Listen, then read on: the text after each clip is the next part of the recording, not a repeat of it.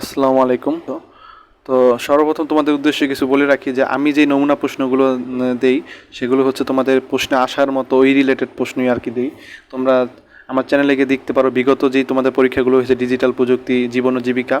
তো এর আগে যে আমি পরীক্ষার প্রশ্নের আগে যে নমুনা প্রশ্নগুলো দিয়েছি হুবহু কিন্তু সেই প্রশ্ন টাইপেরই, মানে কিছু প্রশ্ন কিন্তু হুবহু মিলে গেছে, বুঝছো? তো সেই আঙ্গিকে তোমাদের আমি বলছি যে আমার নমুনা প্রশ্নগুলো তোমরা ভালোভাবে ফলো করবে এবং সেই রিলেটেড যে পড়াগুলো আছে বই থেকে পড়বা। আশা করি তোমাদের যখন প্রশ্ন পাবা তখন কিন্তু তোমার জিনিসগুলো আরও ইজি হয়ে যাবে। আরেকটা কথা, আমি যে সমাধানটা দিই সেটা শুধু সমাধান আমি তোমাদের দিই না, পাশাপাশি কিন্তু তোমাদের আমি সমাধানটা বুঝিয়ে দিই যাতে জিনিসটা তোমরা বুঝতে পারো এবং পরীক্ষার সময় ভালোভাবে সুন্দরভাবে লিখতে পারো। তো দেখো, প্রথম নমুনা প্রশ্ন যেটা সেটা হচ্ছে ষষ্ঠ থেকে অষ্টম শ্রেণীতে তোমরা সালাদ বিষয়ক যা যা জেনেছ তা জোড়ায় আলোচনা করে উপস্থাপন করো। তার মানে ষষ্ঠ থেকে অষ্টম শ্রেণীতে তোমরা সালাদ বিষয়ক যা যা জেনেছ তা জোড়ায় আলোচনায় কী করো, উপস্থাপন করো। তো নমুনা উত্তরটা দেখি যে ষষ্ঠ থেকে আমরা অষ্টম শ্রেণীতে সালাদ সম্পর্কে অনেক কিছু জেনেছি, শ্রেণীভিত্তিক তা উপস্থাপন করলাম। তার মানে ষষ্ঠ শ্রেণীতে তোমরা সালাদ সম্পর্কে যেটা জেনেছো সেটা লিখবা, তারপরে সপ্তম শ্রেণীতে যেটা জেনেছো সেটা লিখবা, তারপর অষ্টম শ্রেণীটা লিখবা। তো দেখি আমরা ষষ্ঠ শ্রেণীতে কী কী কী লিখছে। তো এখানে সবগুলোই তোমরা পড়ে নিবে, এখানে বলা আছে, এগুলো সহজ, এগুলো বোঝানোর অতটা কিছু নাই। তো প্রথমে সালাদের পরিচিতি সম্পর্কে জানছো, সালাতের গুরুত্ব, তারপরে সালাতের শিক্ষা ইত্যাদি আরও কিছু লিখছে, এখানে তোমরা একটু পড়ে নিবা। তারপরে যেটা আছে সেটা হচ্ছে, তারপর দেখো সালাতের পরিচিতি, সালাতের তাৎপর্য, সালাতের উপকারিতা ও মাহাত্ম্য, পাঁচ ওয়াক্ত সালাতের রাকাতগুলো, তারপরে তোমার জামাতে সালাত আদায়ের গুরুত্ব, এগুলো সব দেওয়া আছে, তোমরা একটু পড়ে নিবে এখান থেকে সপ্তম শ্রেণীগুলো। তারপরে আমরা যে অষ্টম শ্রেণীতে সালাতের কী কী সম্পর্কে জেনেছি, তো নফল সালাত, তো এগুলো সব দেওয়া আছে, তোমরা একটু এখান থেকে পড়ে নিবা। এগুলো বোঝানোর কিছু নাই, সবই এখানে দেওয়া আছে, পরে একটু একটু দেখি আমরা। বোঝানো হলে আমি বুঝাই দিতাম তোমাদের। তো দেখো নমুনা প্রশ্ন, তো নমুনা প্রশ্ন পরে নমুনা প্রশ্নটা কী লেখছে যে একজন ইমামকে যেসব কারণে আমি সম্মান করব এবং শিরোনামের আলোকে 200 শব্দের একটা প্রতিবেদন তৈরি করো। তো আমি তোমাদের প্রতিবেদন লেখার একটা ফরম্যাট আমার চ্যানেলে আমি আপলোড করব, তো যাতে করে যেই নিয়মটা প্রতিবেদন লিখে তোমরা সর্বোচ্চ নাম্বার পেতে পারো।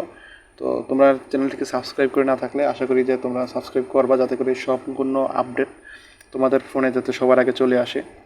তো দেখো এখানে প্রথমে আমরা প্রতিবেদনের শিরোনামটা লিখব। তো প্রতিবেদনের শিরোনাম হচ্ছে একজন ইমামের মর্যাদা অথবা একজন ইমামকে যেসব কারণে আমি সম্মান করব। তো এখানে বলা আছে যে ইমাম শব্দের অর্থ হচ্ছে নেতা, সর্দার, প্রধান, অগ্রণী, দিক নির্দেশক, দলপতি ইত্যাদি। ইমাম সালাত পরিচালনা করে, কাজী ইমামের মর্যাদা অত্যধিক, তিনি অনেক জ্ঞানের অধিকারী।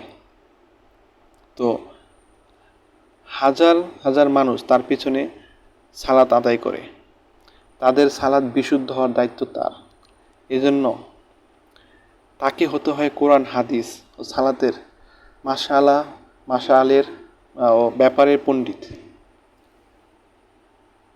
তারপরে তিনি বিশুদ্ধ তিলওয়াতের পারদর্শী, খোদা ভীরু, মুত্তাকি, আর সাধারণ হাজার মানুষের চেয়ে তিনি আলাদা, এজন্য তিনি সম্মান পাওয়ার যোগ্য এবং আমি তাকে সম্মান করি। দেখি কি লেখছে যে একজন ইমাম আমাদের সালাত আদায়ের পদ্ধতি শেখান, সালাত, জাকাত, সাওম ইত্যাদির বিধিবিধান শেখান, সমাজের বিবাদ মীমাংসা করেন, রাষ্ট্র দেওয়া দায়িত্ব পালন করেন, মানে রাষ্ট্রের দেওয়া যে দায়িত্ব আছে সেগুলো পালন করেন ঠিকমতো। তিনি মানবতার পথপ্রদর্শক, সরল পথের দিশারি, আল্লাহর সঙ্গে মানুষকে পরিচয় করিয়ে দেন। তিনি মুসল্লি এবং অন্য মানুষের ভুল সংশোধন করে দেন। এত গুণের অধিকারী একজন ব্যতীত সবার কাছেই সম্মানের যোগ্য। আসলেই তিনি সবার কাছে কি সম্মানের যোগ্য, যে এত গুণের অধিকারী। তো দেখো তারপরে তিনি জামাতে সালাত পরিচালনার মাধ্যমে মানুষকে নিয়মানুবর্তিতা, সময়ানুবর্তিতা, শৃঙ্খলাবোধ, সমতা, মমতা, সাম্য, আনুগত্যবোধ ইত্যাদি শেখান। তো তিনি সালাত শেষে অনুপস্থিত মুসল্লিদের খোঁজখবর নেন। এটাই আর কি হয় যে সালাদ শেষে যদি কেউ কোনো মুসল্লি যদি অনুপস্থিত থাকে, তিনি দেখা গেছে সেটার খোঁজ খবর নেয়, কেন আসলেন না তিনি তো সবসময় আসেন, আজকে আসলেন না কেন, এরকম। তো কোনো সমস্যা হলে দ্রুত সমাধানের চেষ্টা করেন। তো কোনো সমস্যা হলে সবাই তার দ্বারস্থ হন এবং সমাধান খোঁজেন। তারপরে সাধারণ মুসল্লিরা ইসলামের বিভিন্ন বিষয়ে তার কাছে জানতে চান এবং সালাত, সাওম, জাকাত, হজ বিষয়, বিয়ে, আকিকা, তালাক, কোরবানি এসব সম্পর্কে আর কি তিনি জানতে চান। তিনি কোরআন হাদিসের আলোকে সেগুলোর সমাধান। দেখো, এগুলো কিন্তু তোমাদের বাস্তবের সাথে মিল আছে। তোমরা কিন্তু জানোই যে যে কোনো কিছু সম্পর্কে আমাদের কারো বিয়ের কোন দিনটা ভালো হবে, বিভিন্ন সম্পর্কে আগে তার কাছে আমরা জানতে চাই যে এটা এই দিনে এটা হয়েছে, তো এটা করলে কি ভালো হবে কি না, বা এই দিনে এটা করলে হবে কি না, তো এরকম সম্পর্কে আমরা জানতে চাই। এসব গুরুত্বপূর্ণ কাজের পাণ্ডিত্যপূর্ণ সমাজের জন্য তিনি অবশ্যই সম্মানের ও মর্যাদা পাওয়ার যোগ্য। তিনি সকালবেলা মক্তব পরিচালনার মাধ্যমে শিশুদের বিশুদ্ধ কোরআন তিলাওয়াত শেখান। রাতে বয়স্কদের জন্য পড়ার ব্যবস্থা করে দেশকে নিরক্ষর মুক্ত করার চেষ্টা করেন। তো এই ছিল আজকে আমাদের এই সমাধানটা। তো আশা করি তোমরা সবাই বুঝতে পেরেছো এবং এই টাইপের প্রশ্নগুলো তোমরা কাজগুলো একটু দেখো এবং এগুলো আসার মতো। তো সবাই ভালো থাকবে। আসসালামু আলাইকুম। আর পরবর্তীতে আমরা আরও কিছু সমাধান নিয়ে আসবো তোমাদের জন্য। তো চ্যানেলটিকে সাবস্ক্রাইব করে না থাকলে সাবস্ক্রাইব করে রাখো, যাতে করে আমার এই আপডেটগুলো তোমরা পেতে পারো।